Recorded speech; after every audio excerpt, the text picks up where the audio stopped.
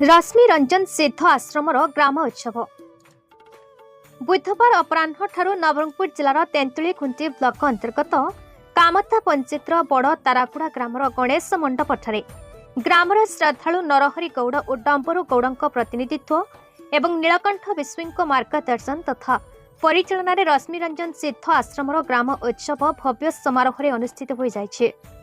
नगर संकीर्तन परिक्रमार कार्यक्रम आरंभ हुई रश्मि रंजन भगवान को पुष्प अर्घ्य अर्पण विनायक वंदना गुरु वंदना प्राणायाम प्रार्थना परे अध्यक्ष उद्बोधन मुख्य वक्ता अभिभाषण विकास रंजन पाढ़ी जंत्र संगीत और भजन परिवेषण सम्मानित वक्ता वक्तव्य सारस्वत बाणीपाठ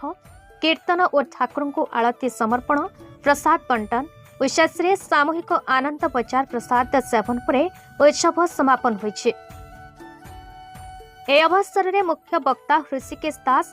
भगवान ठिकणा महापुरुष गण आदर्श अनुप्राणित होगा आदि विषय आलोकपात करथिबा बेले सम्मानित वक्ता एस सुरेश शास्त्री भगवान निस्वार्थ निःशुल्क भगवान निस्वार्थ निस्थल और निर्मल हृदयवान भक्तों डाक शुणती बोली वक्तव्य रखिथे। आश्रम अध्यक्ष श्री रश्मि प्रसाद डॉक्टर नीलकंठ पाढ़ी उत्साहित ग्रामवासी उद्यम को प्रशंसा करी पूर्ण कुंभ और शून्य कुंभर रहस्य तथा विज्ञान सम्मत पूर्ण कुंभ पूजा पद्धति माध्यम परिवार और ग्रामर विकास संबंध में उपस्थित को उद्बोधन करिसेंति। कार्यक्रम परिचालन इंदुमती पाढ़ी सरस्वती विश्वई सदाशिव गौड़ जद्दू गौड़ नरसिंह विश्वई कमल विश्वई सहदेव गौड़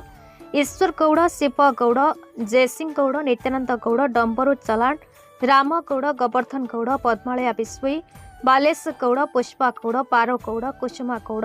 रमा और हेमलता गौड़ प्रमुख सहयोग करिसेंति।